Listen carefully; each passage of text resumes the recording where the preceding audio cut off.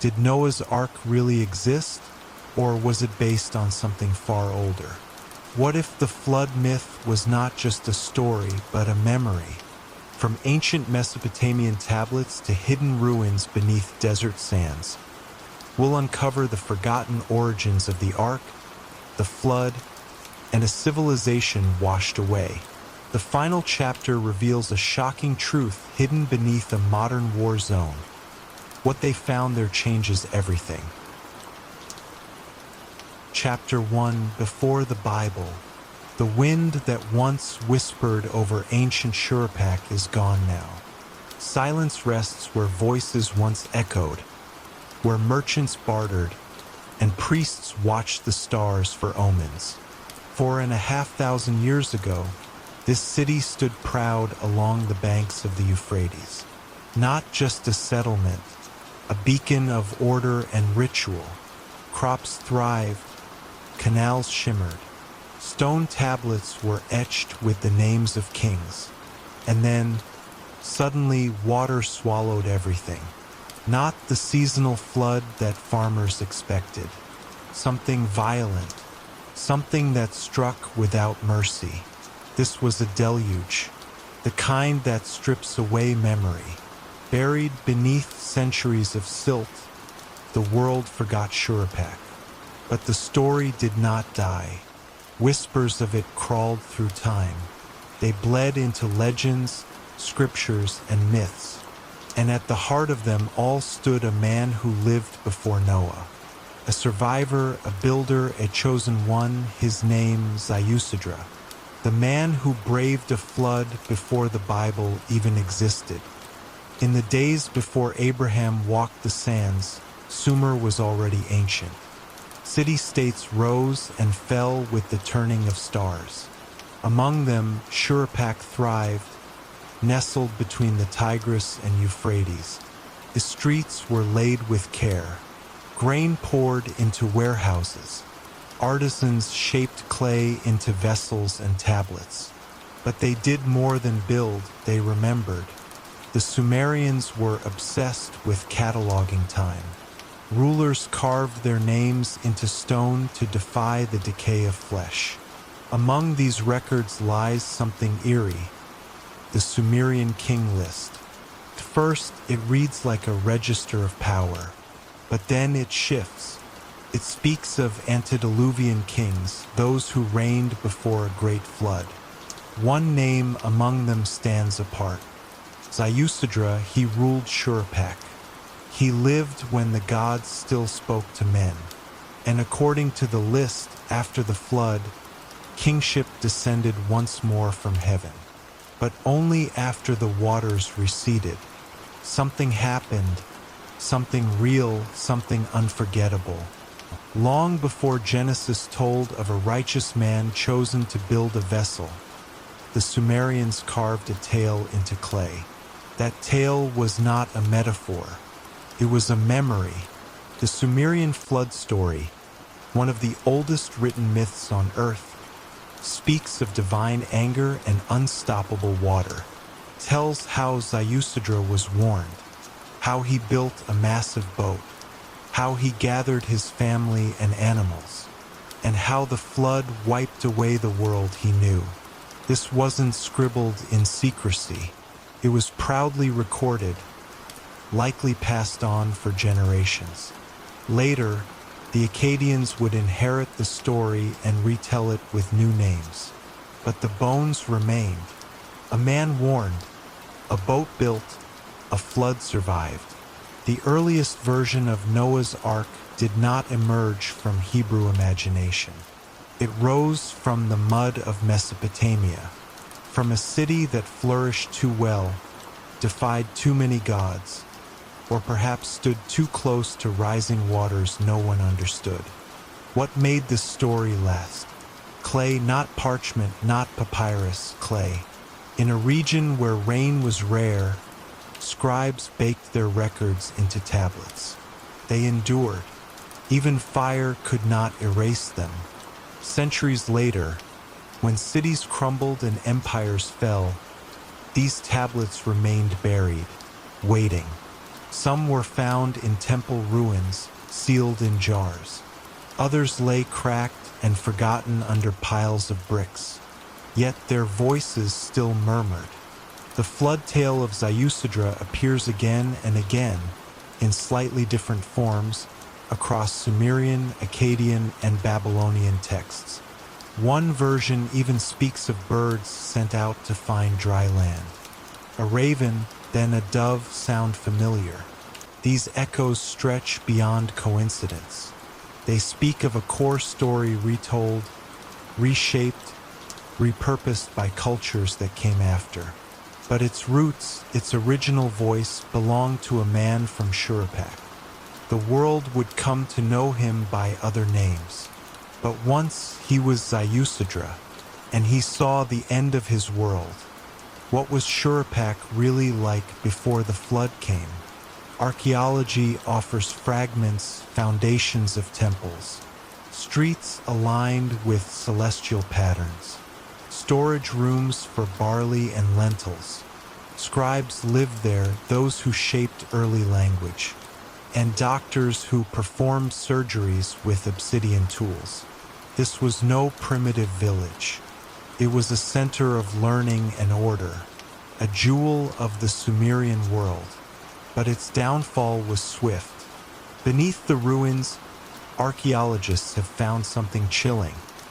A sudden layer of clean, sterile clay, 11 feet deep in places, devoid of life, fossils, or debris, just clay. It doesn't belong there.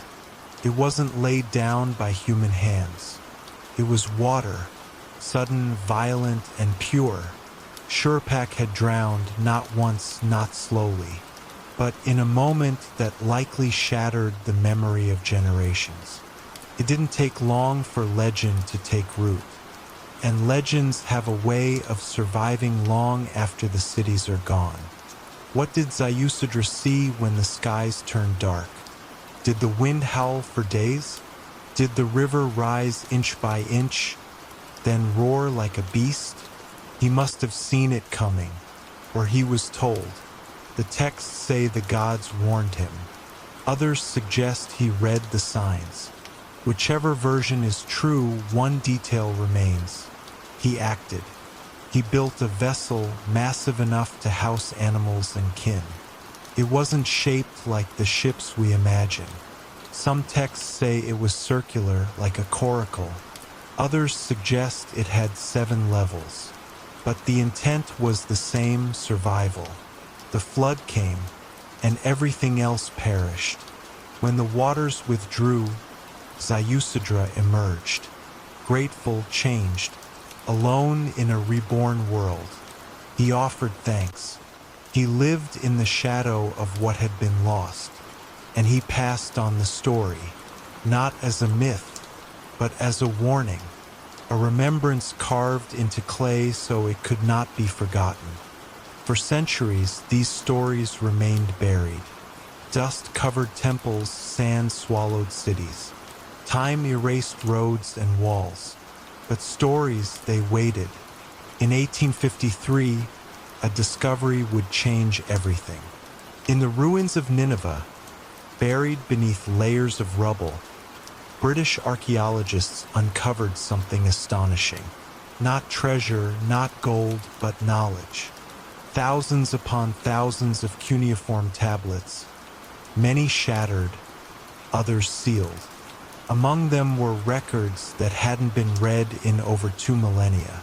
Records that contained the oldest literature humanity had ever written, including stories of kings, gods, monsters, and a flood. One particular version, known later as part of the Epic of Gilgamesh, would stun scholars. It mirrored the tale of Noah with uncanny precision. And it was older, much older, but those revelations belong to another chapter. What matters here is that the myth of Noah's Ark did not begin in Israel. It was born in Shuruppak, etched in clay, sealed in fire, and forgotten under layers of earth. Shuruppak's story is not one of invention, It's one of survival. Civilizations have long clung to stories when walls fall and towers crumble. In the aftermath of disaster, people remember through tale. They compress terror into symbols, names, floods, arcs. These aren't just metaphors. They are containers of truth. And Shuruppak's flood became one such container. The city was erased, but its warning endured. From Sumer to Akkad, from Babylon to Canaan, and eventually into the scrolls of ancient Israel. The Hebrews, exiled and wandering, likely heard these older stories. They adapted them, transformed them, made them their own. But the core, the divine warning, the righteous man, the vessel, the deluge, it was always there. And it always began in one place, along the banks of a river that still flows, in a land where clay remembers, in the ruins of a city where a man once stood, looking at a rising wall of water, and decided to build. Ziusudra never claimed to be a prophet. He was a king, a scribe, a man of his time, yet his legacy transcended empires. His name shifted across languages. Utnapishtim in Akkadian, Atrahasis in Babylonian, Noah in Hebrew. But the root was always the same. A man warned, a flood unleashed, a vessel built. The memory of Shuruppak spread across centuries, and each retelling polished it further. But behind the myth lies something unshakable, something archaeologists can't deny. Sediment where it shouldn't be, cities destroyed at the same time, names that match, patterns too precise to ignore. The flood happened, perhaps not global, perhaps not divine, but real. It scarred the people so deeply they could not let it die, and so they passed it on, one language to the next, until it became sacred text, until it became the story we all know, without realizing where it truly began. The Euphrates continues to flow, though its course has changed. The ruins of Shuruppak lie under fields that farmers still plow, unaware of the city beneath their feet. But the story, Ziusudra's story, endures in clay. It was found not in the Holy Land, but in the land between two rivers, the cradle of civilization. These aren't coincidences. They are layers, layers of memory, layers of myth. And beneath them, a single truth. A flood did come, changed everything, and one man survived. A man who would become many names in many tongues. But his roots are unmistakable. This wasn't a fable. It was a fracture in time. A moment so great it echoed forever. The tablets that tell his story were buried for thousands of years. But now they speak again, and what they reveal isn't just a myth retold. It's the origin of Noah's Ark, written not in ink, but in the silence of clay. If Shuruppak had never been found, the story might have stayed religious allegory. But archaeologists unearthed more than just bricks. They found patterns, parallels, warnings. Every time they brushed away sand, they uncovered another line in the lost script of human memory. We often think ancient people were primitive, but they weren't. They were observant. They recorded, retold, reshaped. The flood story didn't emerge from nowhere. It came from real fear, real events, real loss. When the rivers rose and the rain refused to stop, when temples fell and families vanished, those who survived needed a reason. They gave it form. They carved it into tablets so we would not forget. And yet we did, until now, because the secret behind Noah's Ark is not buried in the Bible alone. It lies deeper, in the mud of Sumer, in the life of a forgotten king, in a story that begins not in Genesis but in Shuruppak. The next chapter begins not in ancient ruins, but in a Victorian study room, where an amateur scholar will decode a broken tablet and change everything. What he finds buried in Nineveh doesn't just mirror the biblical flood, it predates it. And in that moment, a forgotten world rises from the ashes. Before we continue to Chapter 2, let me know if you're enjoying this kind of long, gentle history. Feel free to tap that like button and subscribe, only if you truly love what I'm doing here. And in the comments, share where you're tuning in from and what time it is in your city. I always love seeing our little bedtime crew gathering from every corner of the world. Now lower your lights. Maybe let a soft fan hum in the background and settle in. Let's proceed with tonight's quiet journey together. Chapter 2. The tablets that shouldn't exist. The deserts of northern Iraq were once the heart of an empire. Long before dust choked its cities, Nineveh stood like a colossus of knowledge and war. Its walls stretched high, its palaces gleamed with gold, and beneath its floors, secrets slept in silence. When the 1800s dawned, most of this ancient world was forgotten, dismissed as myth. But a handful of curious men believed something extraordinary lay buried beneath the sands. One of them was Austin Henry Layard.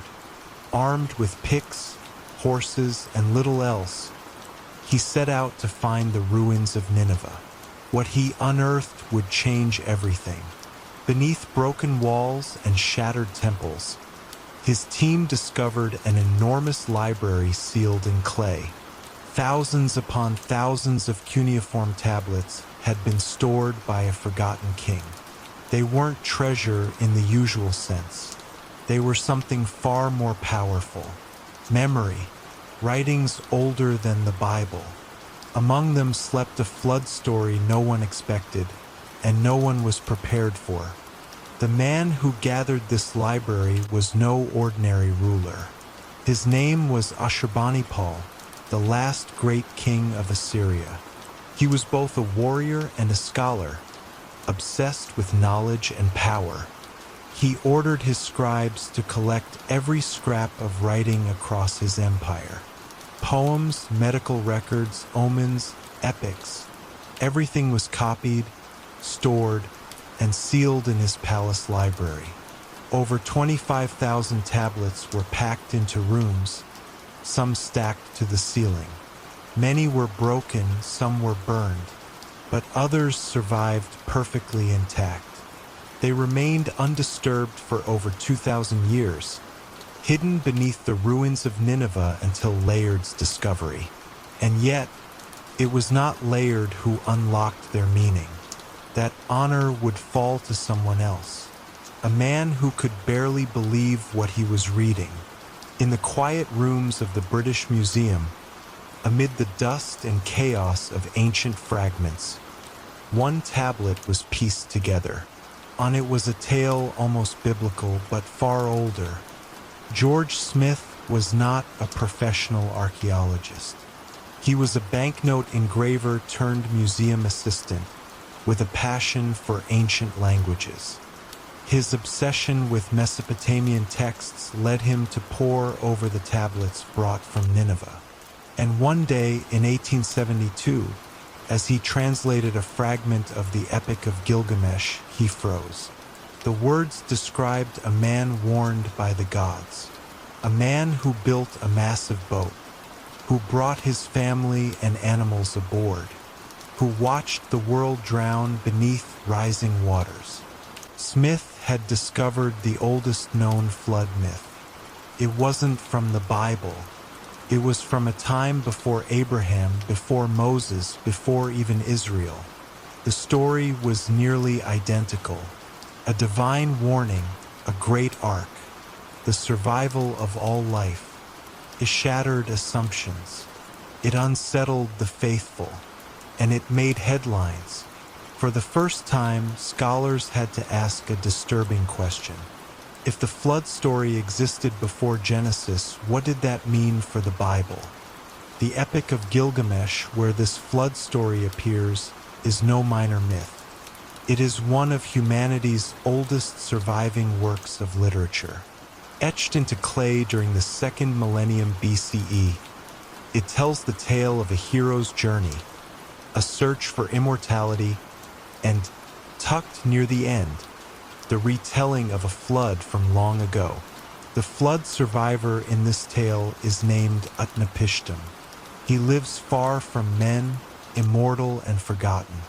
When Gilgamesh meets him, Utnapishtim shares his secret. That secret is the flood. He tells how he was warned, how he built a vessel, how he loaded it with animals, craftsmen, and kin, and how the gods unleashed a flood so powerful it turned day to night and shook the heavens. The storm lasted 6 days. On the 7th, silence. The boat landed on a mountain. A dove was sent, then a raven. It returned not. The flood had ended, and life could begin again. This version is far older than any biblical account, and its details are astonishing. The ark described is not a narrow boat, but a massive cube 120 cubits in length, width, and height. It had 7 decks and was sealed with bitumen, carried animals, food, and skilled workers. When it came to rest, sacrifices were made. The gods, were told, smelled the offering and vowed never to destroy mankind again. If this sounds familiar, it should. Nearly every detail of Noah's story appears here, but this text predates Genesis by centuries, perhaps 1,000 years or more. Scholars were stunned. Was the Hebrew version a retelling, a borrowed tale adapted to monotheism, or were both stories echoes of an even older memory, passed down through oral tradition until it found form in different tongues? The line between mythology and memory had blurred, and it all came from a single cracked tablet buried beneath Nineveh. The physicality of the tablet itself is haunting. Rough-edged, fired clay, letters etched in wedge-shaped strokes called cuneiform. It was meant to last, and it did. Each line painstakingly carved, each name immortalized. Holding it, one touches the mind of a scribe from 3,000 years ago. The flood scene is written with urgency. The storm is described as overwhelming. The gods themselves are terrified, and when the silence comes, it is total. There's a weight to those lines, a heaviness that suggests this wasn't just fiction. It reads like trauma, a story told not for entertainment, but for survival, passed down from father to son, from priest to pupil, and eventually from Mesopotamia to the pages of the Bible. The story traveled far, but it never forgot where it came from. A world before Israel, a city drowned, a boat that should not have floated, and a man who lived to tell the tale. The implications were too great to ignore. The discovery of the flood tablet forced scholars to rethink ancient literature. For the first time, a direct connection between the Bible and earlier Mesopotamian myths had been found. It raised difficult questions. Was Genesis original, or was it part of a long chain of inherited memory? Some argued it was confirmation, that the Bible was recording a real event remembered across cultures. Others saw it differently. To them, the Hebrew scribes had adapted pagan stories into their own framework. But neither answer fully explains the uncanny similarities. The boat, the animals, the birds, the mountaintop, the sacrifice. These are not small coincidences. They form the very core of both stories, and they all appear first in the Epic of Gilgamesh, long before the Hebrews crossed the desert. Long before scrolls were written, the story was already old, already sacred, already waiting in clay for someone to remember. What drove George Smith to keep digging was not just curiosity, it was obsession. He believed more pieces of the flood story were waiting. He returned to Nineveh and uncovered more fragments. Each added a layer of depth. Other tablets from different regions told similar stories. Variations, but the core remained. Divine wrath, a chosen man, a vessel, survival. Over time, the names changed. Ziusudra, Atrahasis, Utnapishtim, but the pattern endured. One by one, these versions formed a puzzle. Together, they pointed to something real, a flood not of myth, but of memory. Smith died young, but his discovery reshaped biblical scholarship. Today, the Epic of Gilgamesh stands as a bridge between worlds. It connects the ancient Sumerians to the Hebrews, myth to scripture, memory to doctrine. And at the center lies the Ark, massive, improbable, and etched into history, a vessel that carried more than life, carried the story itself. Across time, across tongues, across empires. Even today, the flood story stirs debate. Was there a real flood? Was it global or regional? Did ancient people exaggerate? Or did something truly cataclysmic strike the cradle of civilization? Geological evidence suggests that around 2900 BCE, parts of Mesopotamia experienced sudden, severe flooding. Cities like Shuruppak, Ur, and Kish show signs of watery destruction. Could that have seeded the story? And if so, why does the tale appear so far from Mesopotamia? Why does it show up in India, Greece, and even the Americas? Either the flood story is one of humanity's most shared myths, or it's one of its most shared memories, passed down through the bones of cultures long buried, etched into stone, whispered through time, and finally, gathered again in one place, Ashurbanipal's library. The tablets shouldn't exist, but they do, and they prove one thing beyond doubt. The story of Noah's Ark did not begin in Israel. It began in fire, clay, and flood. It's easy to dismiss ancient stories as fantasy, but these tablets refuse to be ignored. They survived fire, invasion, erosion, and time itself. When they were uncovered, they spoke clearly. They said the flood happened, that someone survived, that knowledge was preserved, not just in symbols, but in architecture, engineering, and language. The Ark wasn't just a vessel. It was a metaphor for civilization's rebirth.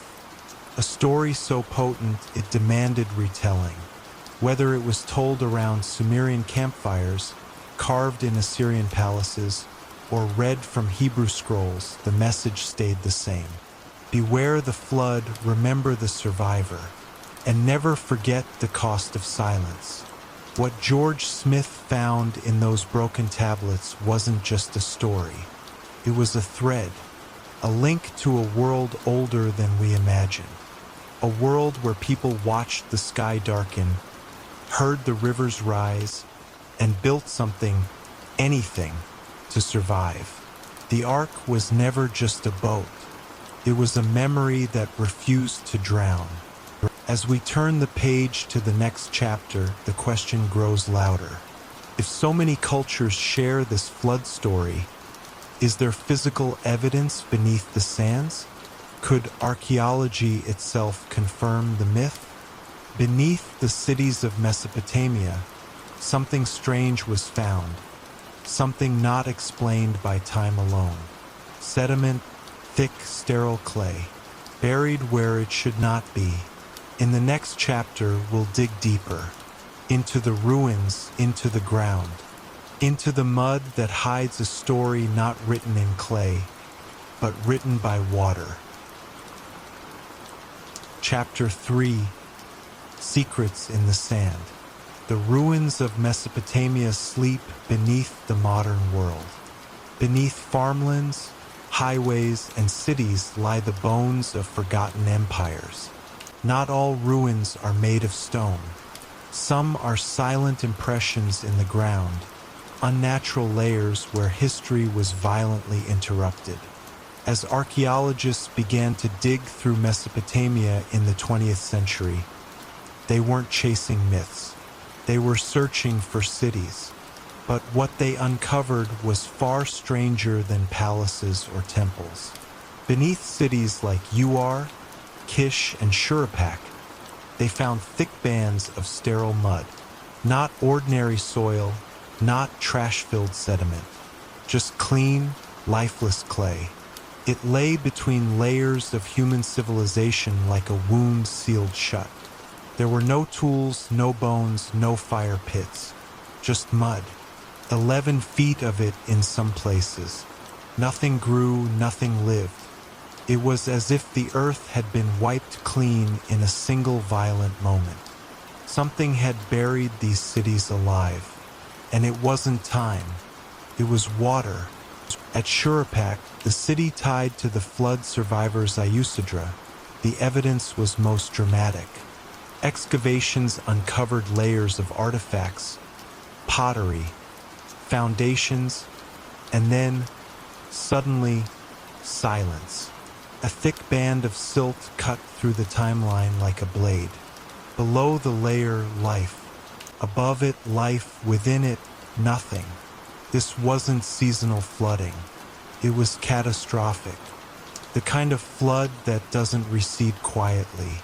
The kind that rewrites the land. The flood layer is estimated to have been deposited around 2900 BCE, matching closely with the time the Sumerian king list claims Ziusudra ruled. Coincidence, perhaps, but then came the same pattern in Ur, Kish, and other cities. The flood wasn't local.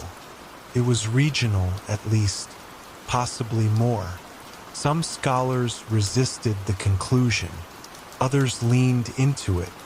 Were the flood myths built on this real catastrophe? Or was the catastrophe built into the myths?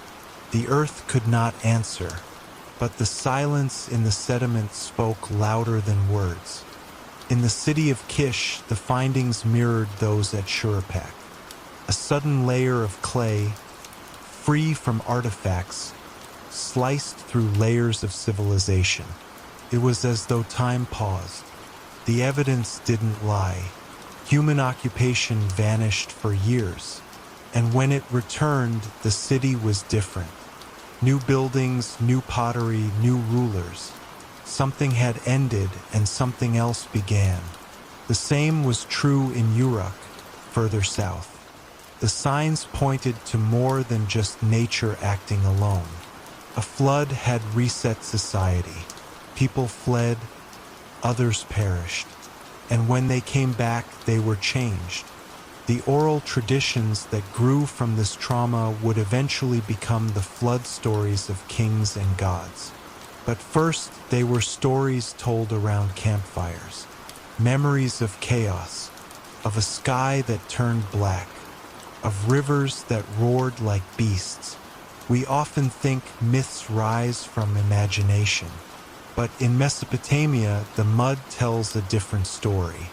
One of memory, one of trauma buried not just in clay, but in blood. Archaeologists weren't the only ones drawn to the flood layer. Geologists stepped in to analyze the composition. What they found deepened the mystery. The clay wasn't just soil. It was water-deposited sediment, laid down rapidly, uniform, clean. There were no signs of long-term buildup, no gradual layering from centuries of riverbank activity. This was sudden, a single event, fast, devastating. Samples from Shuruppak were carbon dated and aligned neatly with 2900 to 2600 BCE. That date didn't only match the myth of Ziusudra, it matched a broader time of collapse. Across the region, cities faltered. Trade routes disappeared, new peoples migrated. Something massive had shifted, and beneath the myths there was a timeline, a hidden skeleton of truth. Not all ancient stories are fairy tales. Some are fossilized experiences, and this one was written not on scrolls, but in the silent, suffocating silt of rivers turned deadly. Further south, at the city of Ur, the pattern deepened. Ur would later become famous as the birthplace of Abraham. But long before that, it was a bustling port on the Euphrates, a powerful city of merchants, priests, and sailors, and it too bore the scar of the flood. Excavations in the 1920s revealed the same sterile layer. Beneath it, evidence of a thriving city. Above it, reconstruction. The silence in between raised questions. Could a natural flood have been so sudden, so violent, and so widespread? Could it have reshaped the entire Fertile Crescent? If so, how would survivors remember it? As a storm, as a punishment, as a divine reset? In oral tradition, trauma becomes narrative. And as generations pass, stories gain shape, characters, meaning. Perhaps Noah's Ark and Ziusudra's boat weren't invented. They were remembered. Across time, translated through language, but always grounded in a truth no civilization could forget. The day the world drowned.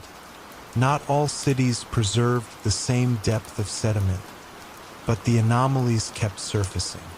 At Lagash, at Eridu, at Nippur, traces of a watery disaster remained. Not every city was destroyed, but the pattern was too strong to ignore. What would such a flood look like today?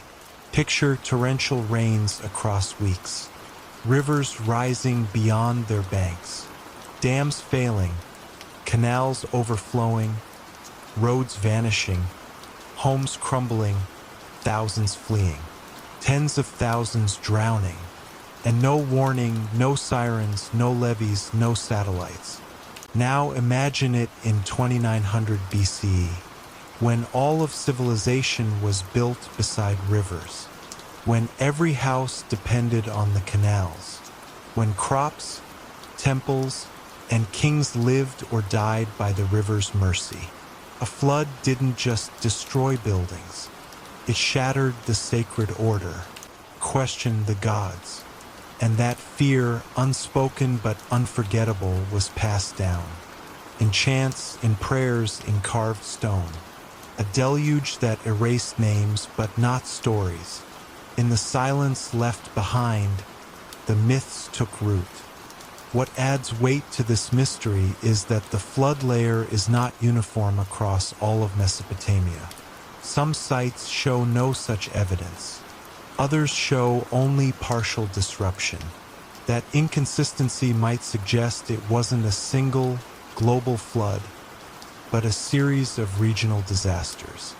A chain reaction, perhaps a shift in climate, a sudden change in river flow, or something more violent, earthquakes, storms, even a comet. But the legends remain strangely unified. Divine anger, a chosen survivor, a great vessel, the rescue of animals, the emergence onto dry land, the resetting of the world. Could so many cultures invent the same tale? Or was there a shared trauma rippling through generations?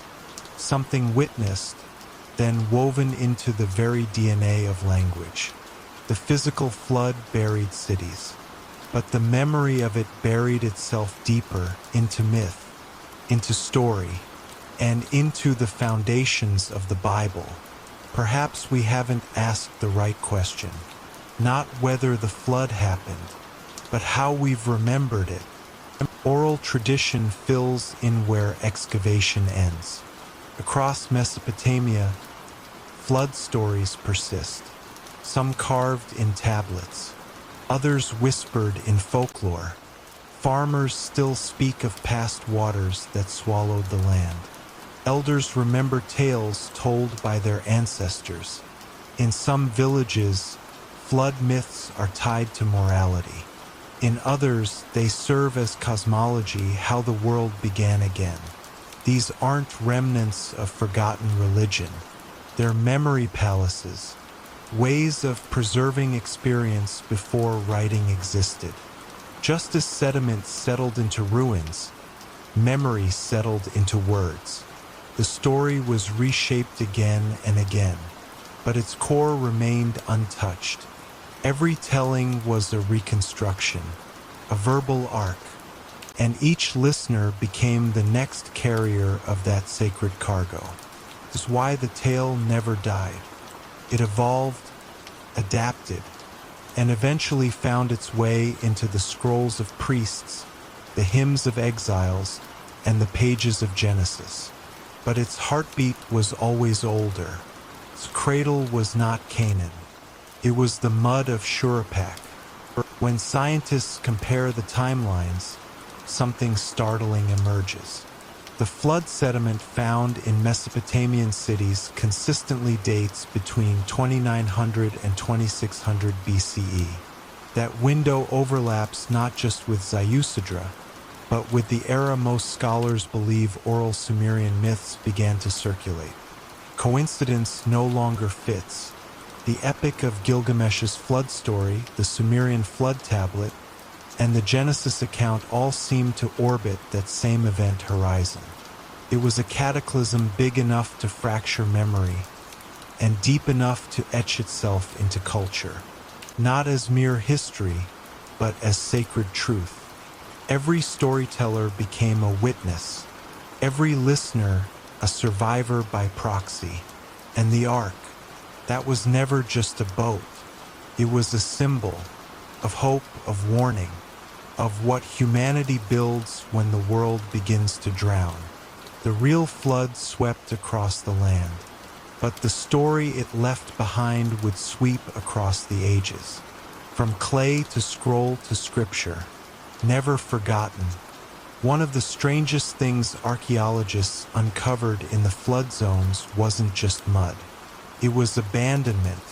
Whole neighborhoods left untouched after the flood. Streets never rebuilt, temples never reconsecrated. These weren't temporary evacuations. They were acts of surrender. The people didn't come back. Some moved on, others vanished. It was as if the soul of the city had drowned, not just its walls. That kind of loss changes how people think. It changes gods, it changes meaning. A flood becomes more than nature. It becomes judgment. Civilization recovers, but the story never returns to normal. Every myth built afterward carries a shadow, a whisper of a time when everything was lost. Shuruppak became a name buried beneath barley fields, but its ghost lived on in scripture, and the silence in its mud would become the voice of prophets. The story of Noah, the warnings of doom, the instructions to build, and the need to remember. The land has shifted, rivers have wandered, and many sites lie unreachable under modern cities. But the clay still holds its secrets. Researchers continue to analyze sediment samples, redate ruins, and retranslate tablets. And with each layer peeled back, the evidence points to something undeniable. The flood was real, perhaps not in the way the Bible describes, perhaps not over the whole earth, but real enough to drown cities, real enough to be feared, real enough to be remembered for thousands of years. And in that remembering, the Ark was born. In the next chapter, we leave the ruins of Mesopotamia and journey across the world, to mountains, islands, and deserts, because the story of the flood doesn't end in Sumer. In fact, it begins again, in India, in Greece, in the Andes. What if the whole world remembers something we forgot? What if the flood wasn't just Mesopotamian? What if it was global?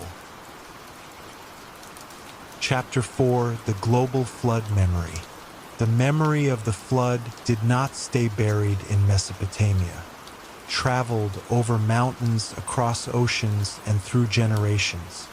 From the temples of India to the icy forests of North America, the same eerie pattern appears. Stories of a deluge, of divine wrath, of a world washed clean. How could people separated by oceans and centuries tell the same tale? In ancient India, long before Vedic texts were written, there was Manu, a man warned by a fish that a great flood would consume the earth. He built a boat. He survived with animals and sages. And when the waters receded, he became the father of a new world. In Greece, Deucalion and Pyrrha climbed into a chest and floated as Zeus drowned humanity. In China, Yu the Great battled the flood by engineering dikes and canals. These stories were not borrowed from Sumer. They were born from different lands. Yet they all remember the same terrible thing. In the highlands of the Andes, the Inca told of a flood that covered the world, sparing only 2 people who hid in a cave. In North America, native tribes from the Pacific Northwest to the Great Lakes recall waters that swallowed the land, guided only by divine messengers. The Ojibwe speak of a great turtle carrying survivors on its back. The Hopi tell of reed boats and multiple worlds destroyed by water. In Australia, Aboriginal lore describes rivers that became oceans overnight, drowning all but a few who climbed trees or mountains. The Maori of New Zealand have their own legends of a world cleansed by water. From island nations to deserts, the story repeats. Flood, escape, renewal. No single empire could have spread this story across all continents. No trade network connected the Andes to Mesopotamia in 2900 BCE. And yet, the stories echo as if all humanity remembers one shared nightmare. What could explain this worldwide pattern? Is it mass coincidence? Or is it a collective scar burned into the human psyche? Oral traditions often preserve real events, but in the language of myth. A tribe survives a tsunami. Over generations, the details fade. The facts become metaphors. Gods replace tectonics. A fisherman becomes a savior, but the core remains. The water came, people died, and the world was never the same. These flood stories persist not because they are fanciful, but because they are necessary. They help communities make sense of trauma. They offer a reason for suffering, a hope for rebirth, a promise that chaos can be survived. And in a world where rivers fed every early civilization, water was both life and death. When it turned against them, it felt like the wrath of heaven. So they told the story, again and again, until it became part of who they were. There is a psychological truth buried in these flood stories. The fear of drowning, of being overwhelmed, of watching the world end while helpless is universal. Across cultures, water represents chaos, the unknown, and the uncontainable. Myths frame floods not just as natural disasters, but as moral reckonings. The people had sinned. The gods responded. Only a few were spared, and those survivors became the new ancestors. The message is clear. Start again, but do better. This narrative is echoed from Genesis to the Mahabharata, from Polynesia to Africa. The consistency is startling, almost mechanical, like a memory transmitted not through blood, but through bone, through fear, through whispered stories that mothers told their children beside fires. Across millennia, if you listen closely, it is not just the flood that connects them. It is the silence after the waters recede, the quiet horror, the empty sky, the realization that you must rebuild the world from scratch. In some cases, geological evidence supports the memory. Around 7,600 years ago, the Black Sea basin flooded dramatically, turning a freshwater lake into a saltwater sea. Some scientists believe this event may have inspired regional flood myths. Further east, the melting of glaciers at the end of the Ice Age raised global sea levels dramatically. Coastal villages disappeared. Entire land bridges vanished beneath the waves. To those who lived through it, the flood was not a myth. It was survival, and the story outlived the facts. In the Persian Gulf, submerged ruins hint at civilizations lost beneath ancient shorelines. In Southeast Asia, legends of drowned kingdoms echo near sunken coastlines now mapped by sonar. Even in Japan, old village names line coasts now underwater. What began as memory became myth. But myth, when repeated by enough voices, becomes something else. Pattern, a clue, a map to something real, something we were never supposed to forget. Modern researchers call this phenomenon cultural convergence. Separate groups experiencing similar events create nearly identical narratives. But the flood myths seem to go beyond that.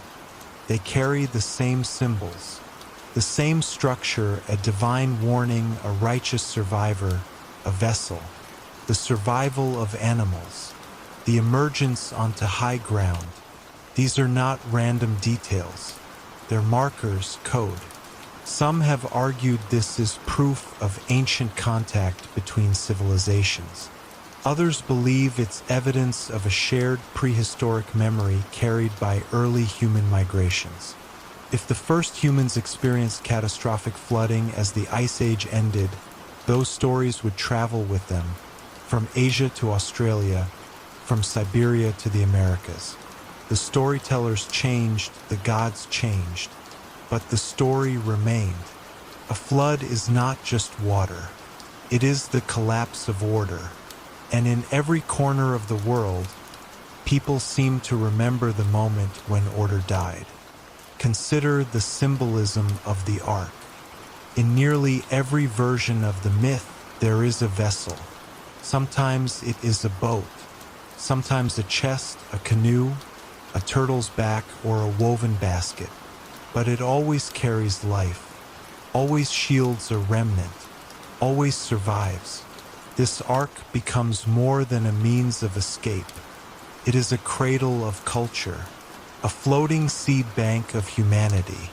The survivors do not just rebuild. They restart time. They reestablish the covenant between human and divine. This is not coincidence. It is ritual, a way of healing collective trauma. When a flood myth ends, it often does so with a rainbow, a mountain, or a promise. The waters go down. The sun returns. The world is new, but the fear remains. So the story must be retold generation after generation. Not because people believe it will happen again, but because they believe it already did. In Tibet, monks tell of floods that covered the mountains. In West Africa, the Yoruba speak of divine waters that washed the earth clean before the Orishas shaped it again. In the Philippines, tribal elders recall a time when only 2 people survived in a floating hut, later repopulating the islands. The Ainu of Japan speak of water spirits and boats that saved their ancestors. In the Pacific Islands, canoe-borne myths echo with images of rising tides and divine judgment. These aren't faint echoes of Mesopotamia. They are thunderous memories of their own.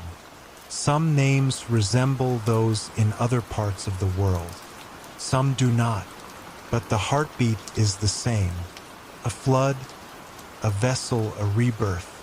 This global pattern cannot be ignored.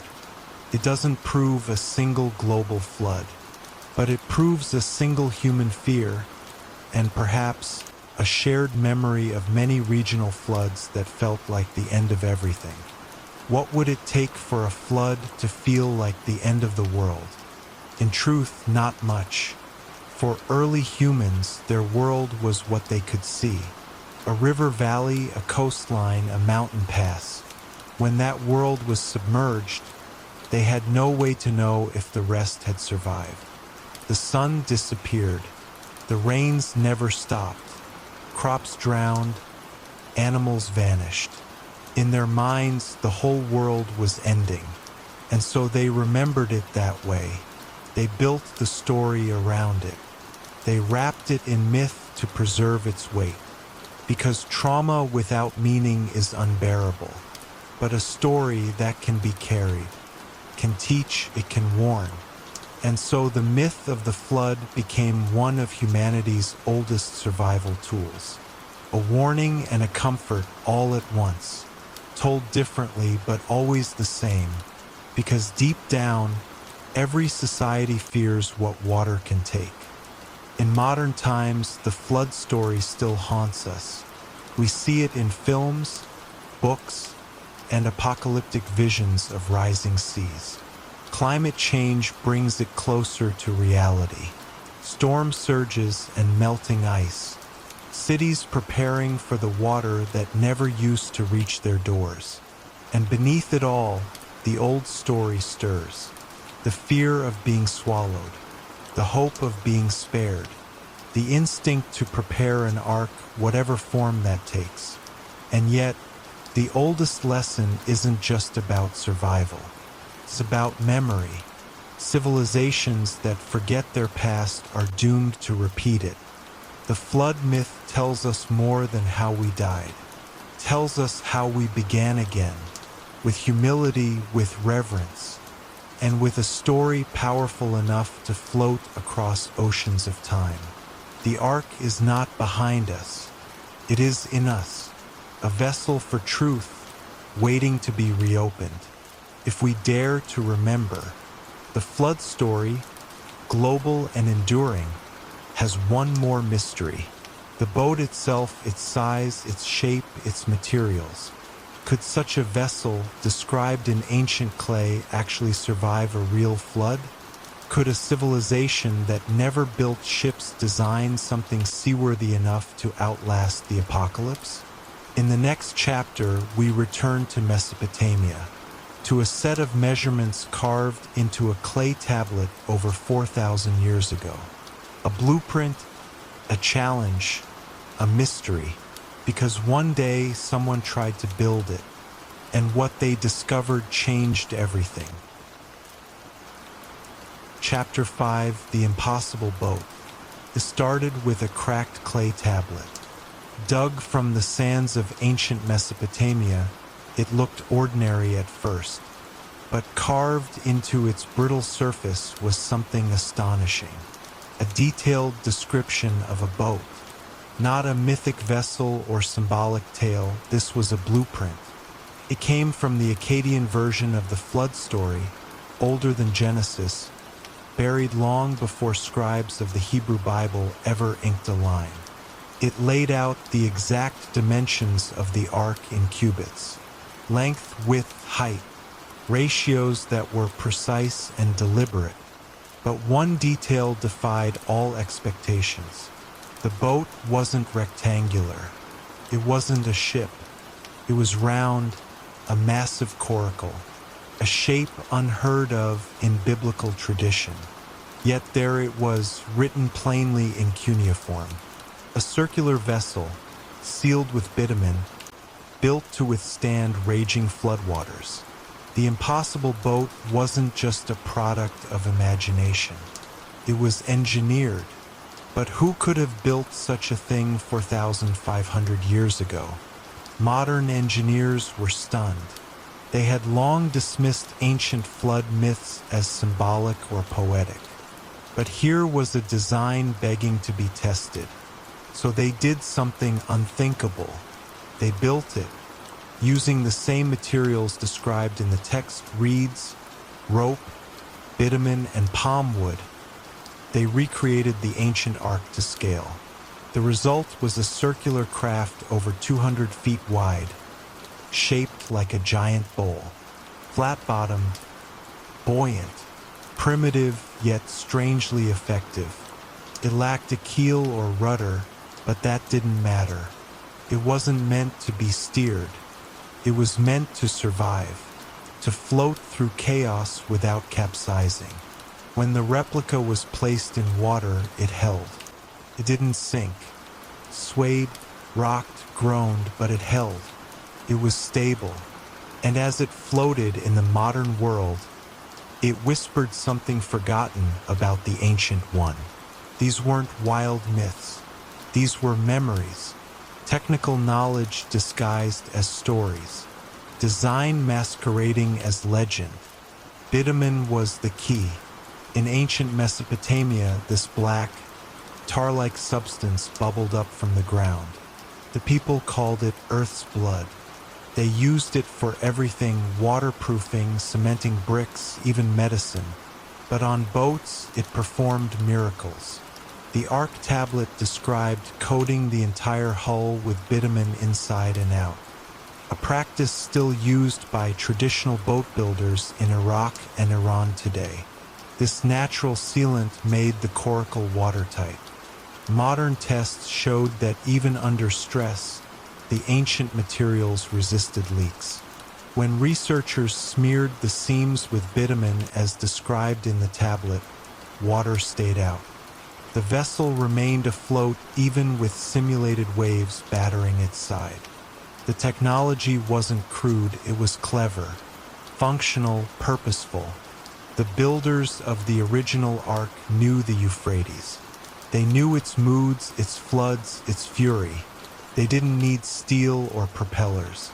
They needed wisdom passed down through generations. And they had it encoded in myth, waiting for someone to rediscover it. The scale was breathtaking. The Ark described in the tablet could hold dozens, possibly hundreds, of people. More than that, animals, grain, water, supplies for weeks. The measurements were not symbolic. They made logistical sense. The dimensions created a ratio perfect for stability, something naval architects now understand as crucial for surviving storms. The Ark's round shape prevented it from tipping, distributing weight evenly across its base. Without sails or steering, it relied entirely on water's mercy. And that was the point.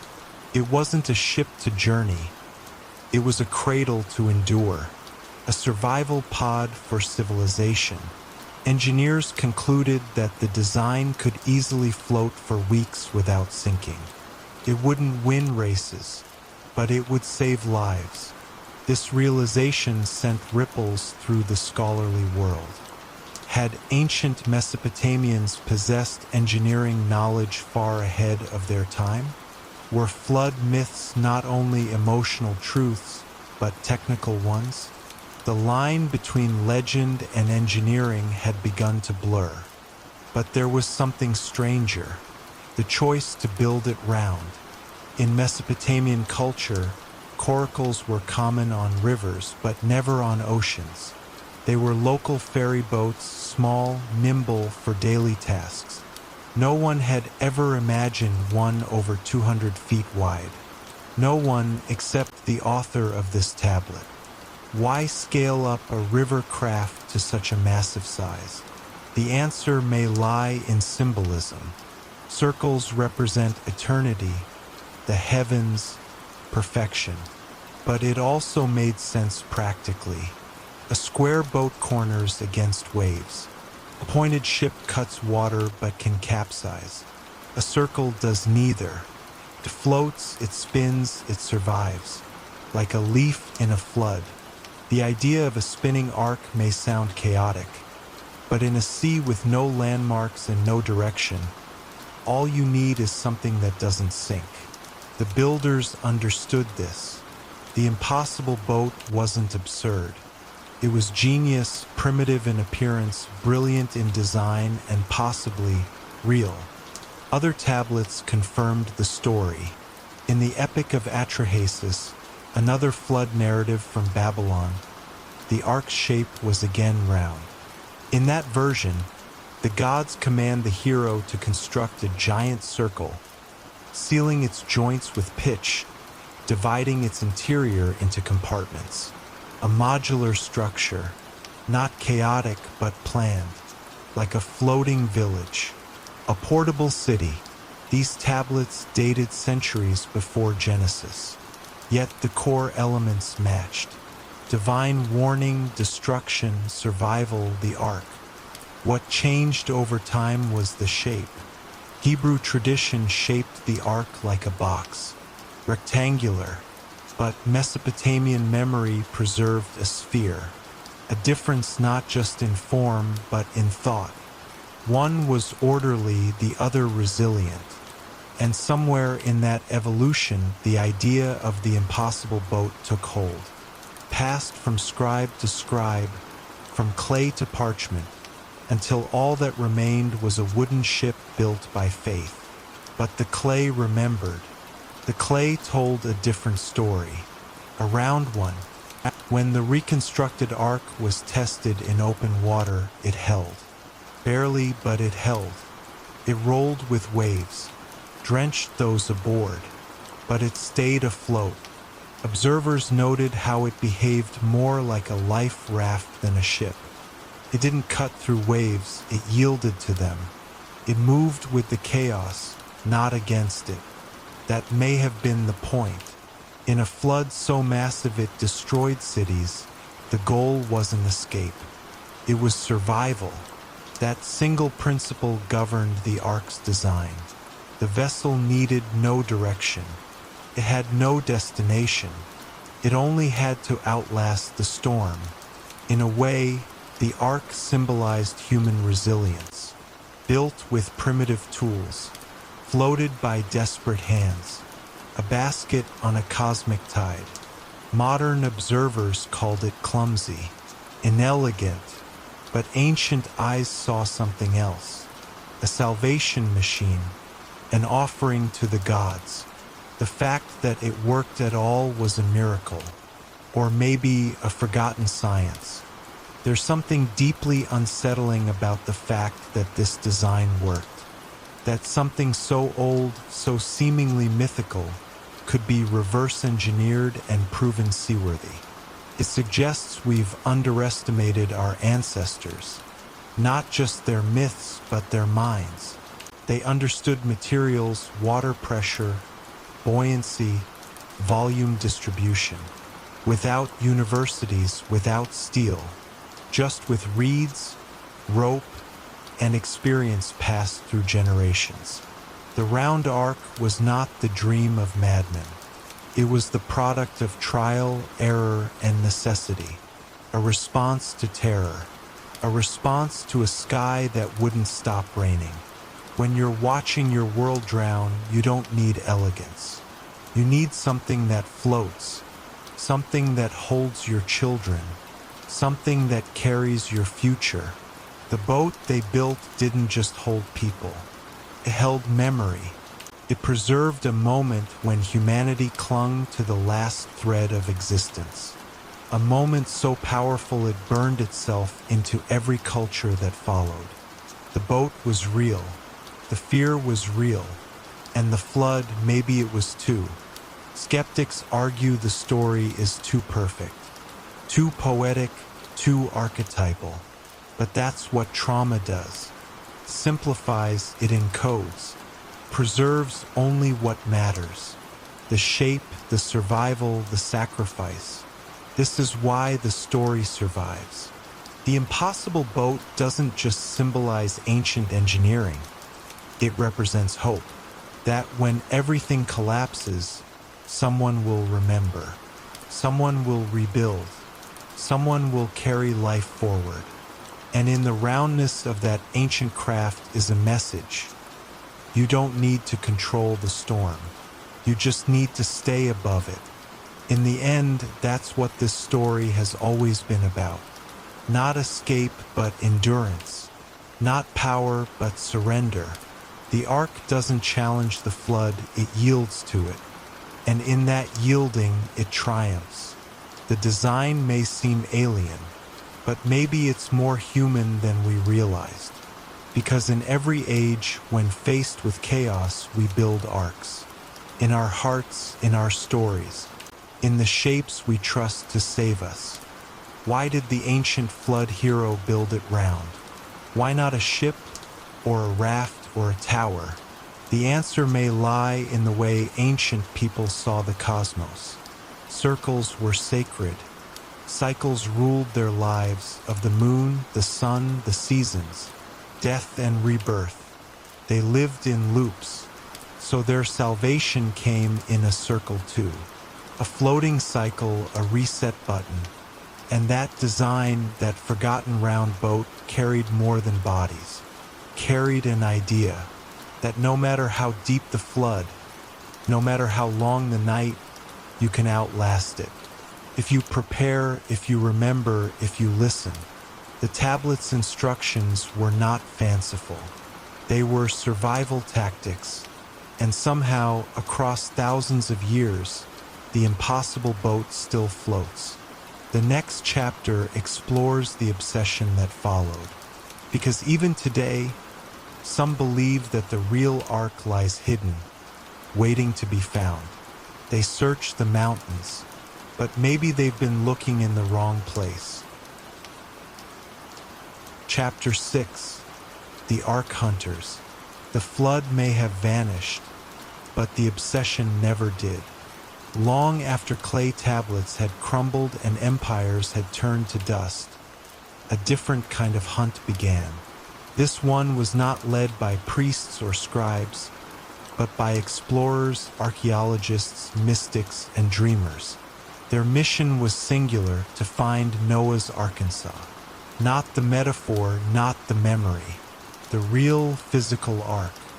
A massive wooden vessel buried somewhere high on a windswept mountain.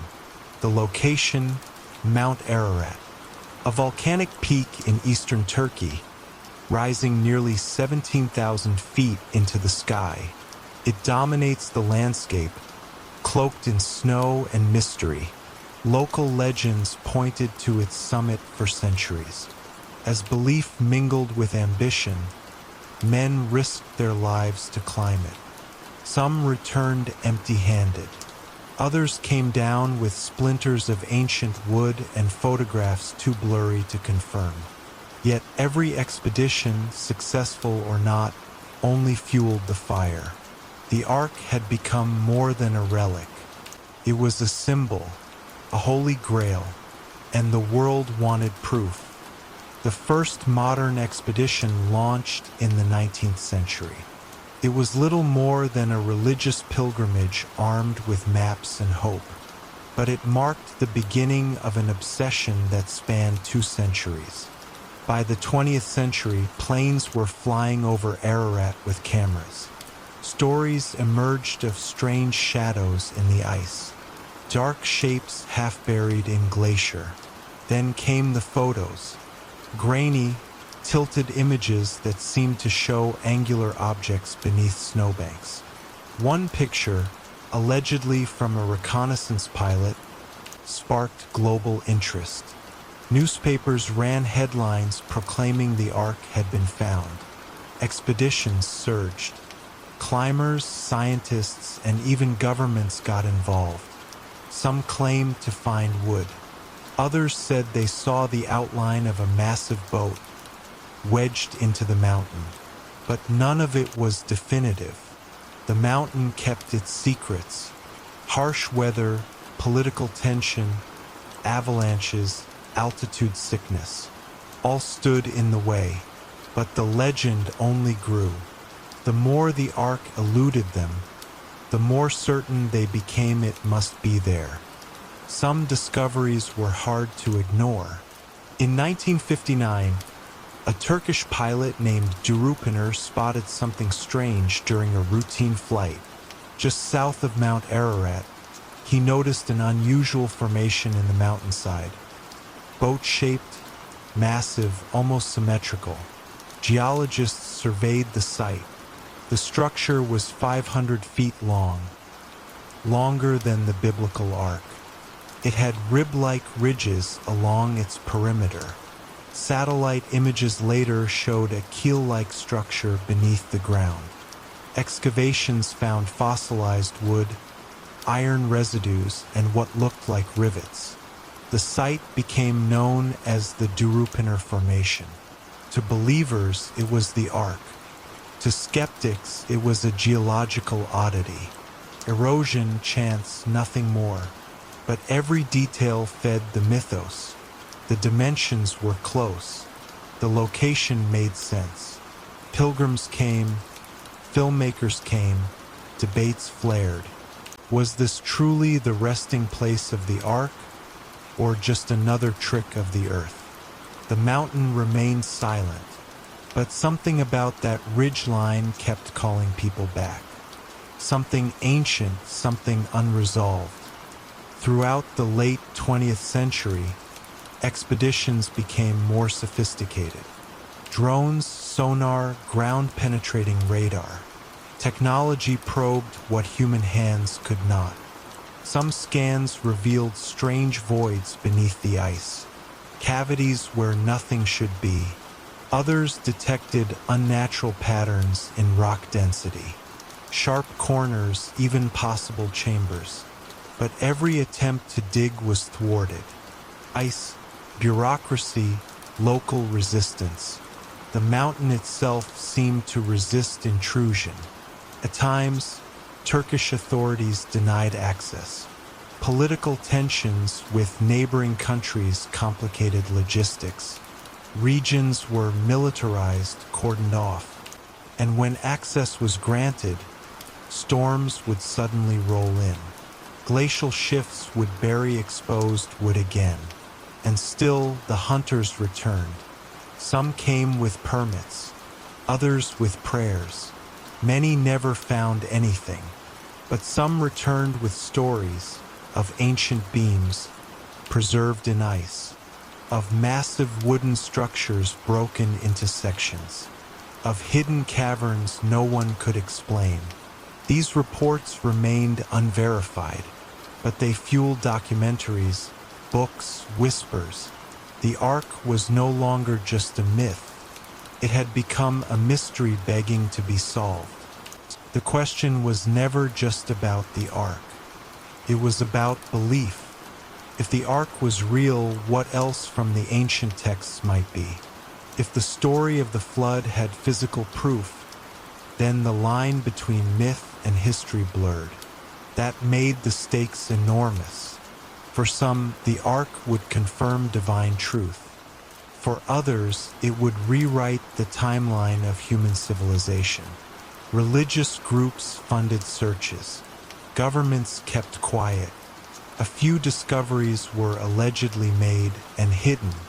In the 1980s, an expedition claimed to have entered a wooden structure beneath the ice. Photos were shown to select officials. Then silence. The site was suddenly off limits. The data vanished. The researchers never gave interviews again. Whispers of government cover-up spread. Some said the find would destabilize theological narratives. Others believed it would challenge archaeological orthodoxy. Either way, something changed. The Ark was no longer just an archaeological curiosity. It had become a geopolitical secret, something too dangerous to confirm, too sacred to ignore. Private expeditions surged in response. Independent explorers, often working in secret, tried to bypass restrictions. smuggling equipment, climbing without permits, hiring locals as guides. These rogue missions yielded strange accounts. Some claimed they found wooden fragments with pitch still clinging to them.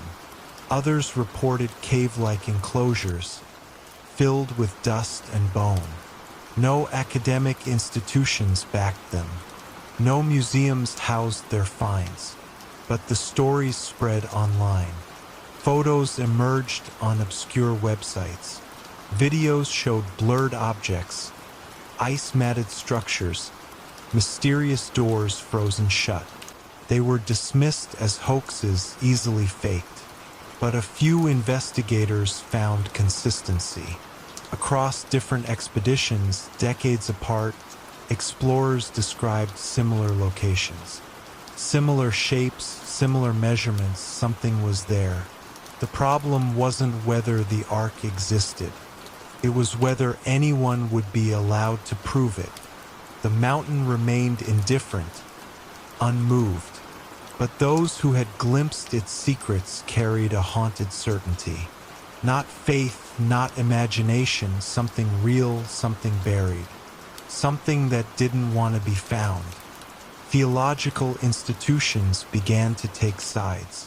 Some embraced the possibility. They saw the Ark as a bridge between scripture and science. Proof that would anchor belief in physical reality. Others warned against it. They said faith should not rest on artifacts, that the mystery was sacred. Tangibility, they feared, would cheapen the story. Meanwhile, secular archaeologists dismissed the hunt as pseudoscience, a distraction, but even they could not fully explain the growing evidence. The wood samples, the magnetic anomalies, the shapes in the ice. The fact that explorers kept finding what they hadn't gone looking for. The Ark Hunters became divided too. Some sought truth, others chased fame. A few wanted salvation. The mountain gave none of them what they wanted. Just glimpses, hints, frustration. In a world obsessed with proof, Ararat offered only riddles. But beneath it all, something else was brewing. A question more dangerous than any discovery. What if the Ark was found and then denied to the world? Satellite technology only intensified the search. High-resolution imagery picked up new anomalies. Straight lines, geometric patterns. In one frame, an object buried under ice looked almost like a hull. In another, a symmetrical cavity stood out stark against the chaos of rock. Independent analysts flagged the images, but official agencies ignored them. Some files were classified, others disappeared. Still, digital explorers persisted. They mapped every inch of the mountain. They cross-referenced myths with topography, old travel journals with flight data. Some found alignments too perfect to be coincidence. Sacred geometry, astrological markers. An ark not just hidden but placed, intentionally as if waiting. It gave rise to a darker theory, that the ark's location wasn't just luck. It was design meant to endure, meant to be rediscovered only at a moment of need. A message buried in time. And maybe we were getting too close, too soon. Maybe that's why no one was allowed to confirm it. Not yet. One expedition stands apart. A team in the early 2000s allegedly gained rare permission to dig near Ararat's summit. They brought ground radar, drones, and a small crew. What they found has never been released. The project was quietly shut down. Team members signed non-disclosure agreements. One left the field entirely. Another vanished from public life. But fragments of their findings leaked. A video frame, a partial report. A single phrase scribbled in a field notebook. Wooden chamber, sealed tight, impossible to date. That was it, no coordinates, no names, just silence. The implications were chilling. Had they found it? And if so, who decided we weren't ready to know? The Ark wasn't just a ship. It was a story etched into humanity's memory. To find it meant rewriting everything, from Genesis to geology, from myth to map. Maybe the truth had finally surfaced, and maybe it was buried again, not by time but by choice. Others turned their attention elsewhere. What if the Ark wasn't on Ararat at all? What if it never had been? Alternate theories emerged. Some pointed to Iran, citing ancient texts and topographical clues. Others looked to the Caucasus, where flood myths predated even the Sumerians. Still others returned to Mesopotamia, claiming the real Ark was dismantled and buried in the floodplain. The idea was not to disprove the story, but to shift its stage. If the flood was regional, so was the Ark's journey. If the myth was memory, its details had evolved. The search widened, but the mountain still loomed. Ararat had become more than a suspect. It was the icon of the quest. Even if the real Ark lay somewhere else, its image was frozen into human consciousness. Just like the ice that covered it, the Ark Hunters had become part of the story. Pilgrims in a modern myth, searching not just for a boat, but for certainty. In the end, the hunt reveals more about us than the Ark. Why do we need to find it? Why does a boat, real or not, command this level of devotion? Perhaps because the story it carries isn't just about survival. It's about renewal, a second chance. The belief that after the worst comes something better. The Ark represents hope that floats, that even when the world collapses, something endures. In every age, we build our own arks, sometimes out of wood, sometimes out of ideas, and every age has its hunters, climbing mountains, digging through snow, chasing shadows, all to touch a truth that once saved the world. As we move into the final chapter, the search takes us somewhere unexpected, into war zones, ruins, and a tablet hidden from the world. The Ark may never be found on a mountaintop, but it may be hiding beneath a battlefield, waiting to speak one last time. Chapter 7: Buried Under War. The oldest clue lay not on a mountaintop, but beneath a battlefield. In a region scorched by war, somewhere between the broken ruins of ancient Mesopotamia and the shifting sands of modern conflict, archaeologists once found something extraordinary.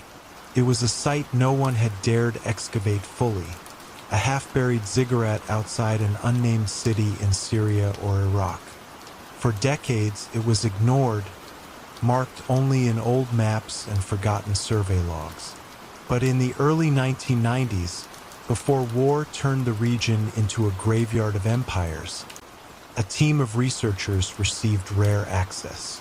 What they uncovered wasn't treasure or a tomb, but a sealed chamber carved into stone, untouched for millennia.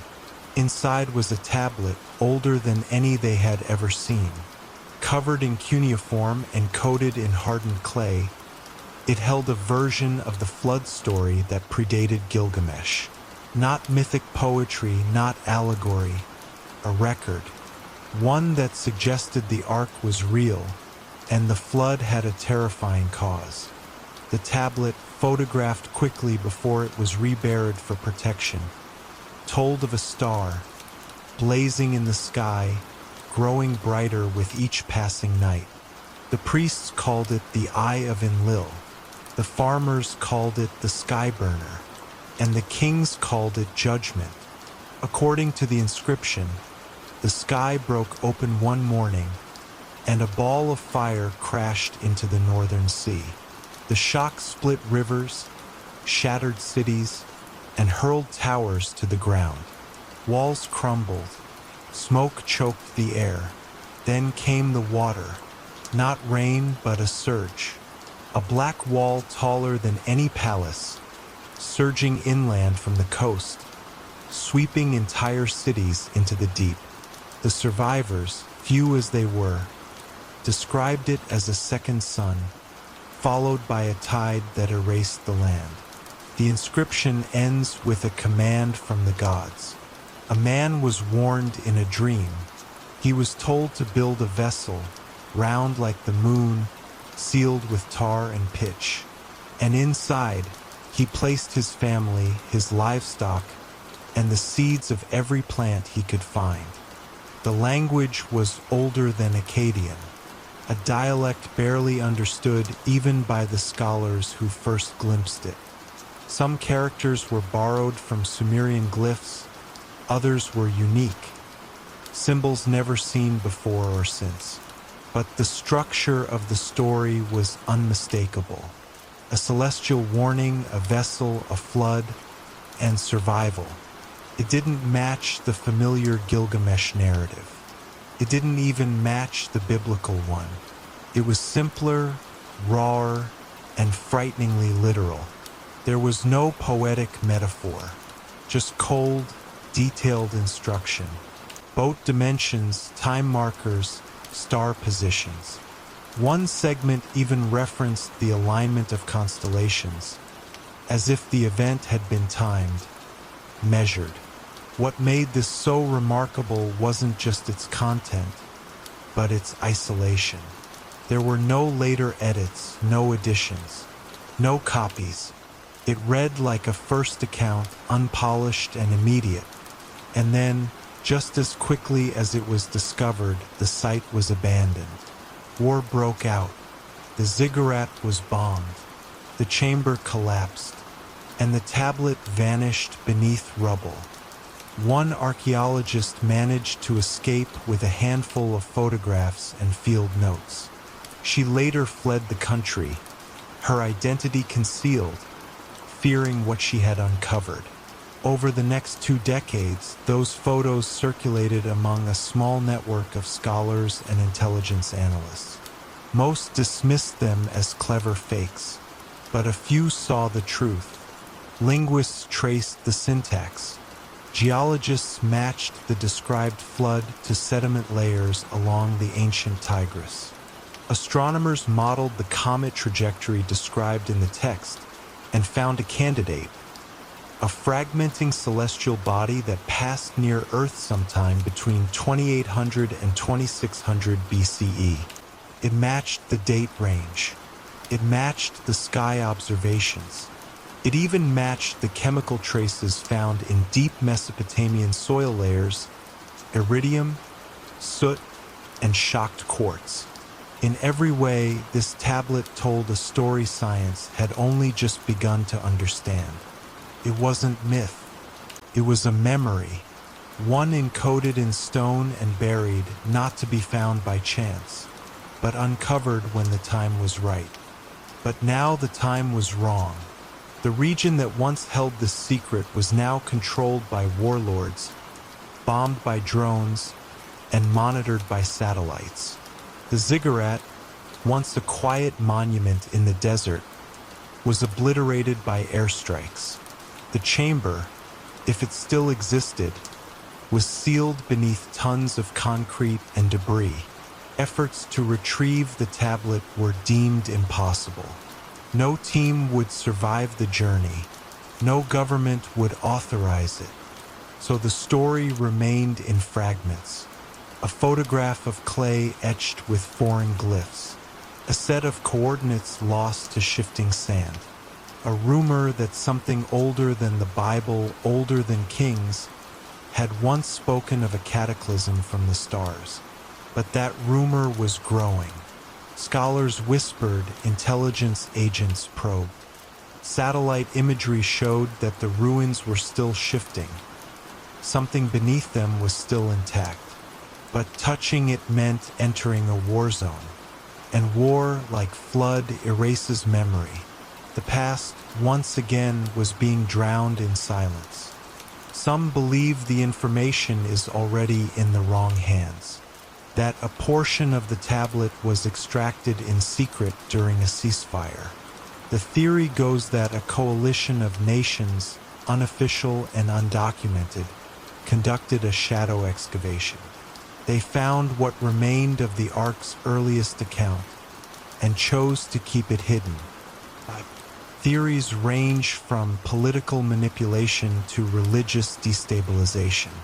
If the story was true, if a comet had destroyed early civilizations and someone had survived because of foreknowledge, it would suggest ancient humans were not ignorant of the skies.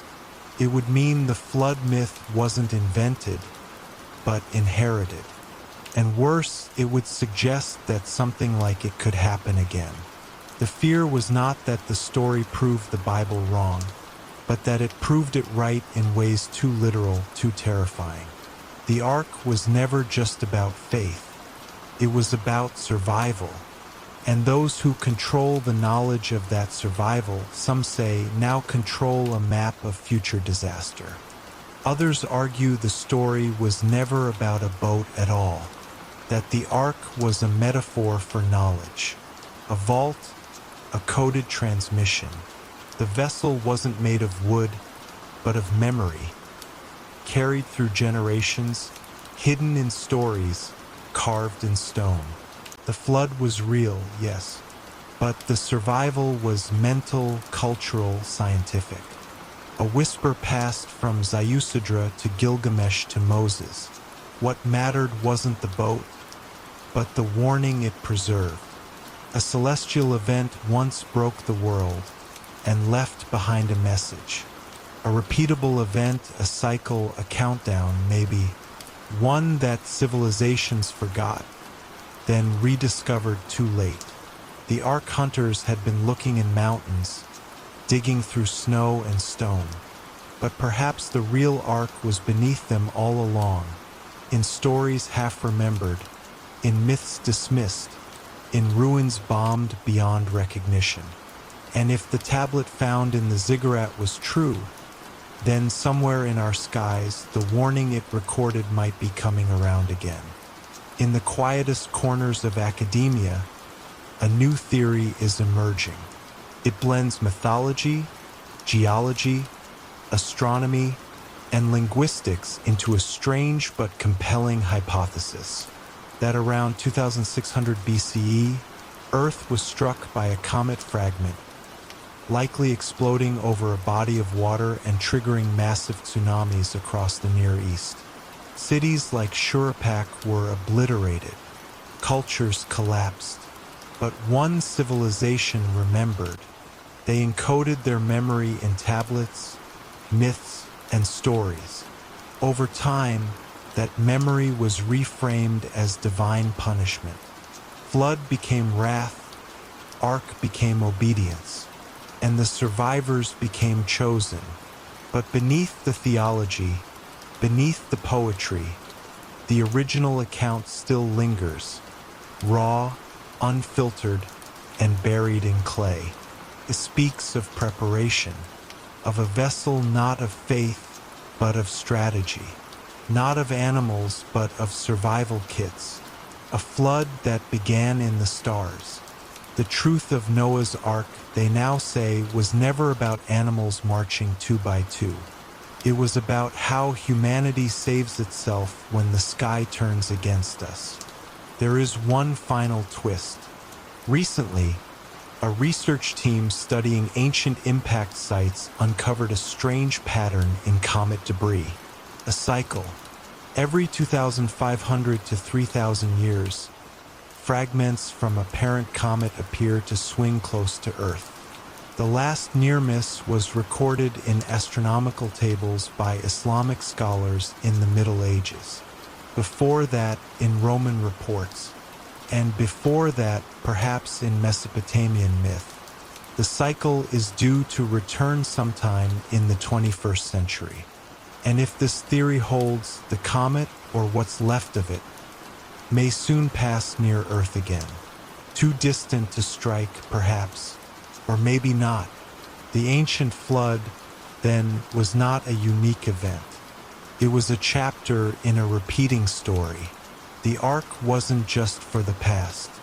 It was for the future, a signal across millennia, buried under war, sealed in clay, passed from hand to hand across fallen empires, waiting for someone to listen, to remember, and to prepare before it happens again. And so the tale ends where it began, in the cradle of civilization, under shifting sands and smoldering ruins. A story older than the Bible, hidden beneath politics, blood, and forgotten cities.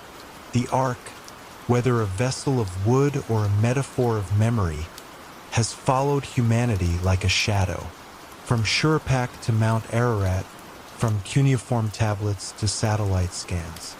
It whispers not of fairy tales, but of warnings, that the world has drowned before, that those who remember survive, and that the greatest danger is not the flood, but forgetting the flood ever happened. For 4,500 years we have carried this story, carved into tablets, passed through prophets, painted on cathedral walls. Perhaps we misunderstood it. Perhaps we were never meant to worship the Ark. Perhaps we were meant to build our own. Now, as we look to the sky and remember the tablet buried under war, one question remains. Will we listen this time?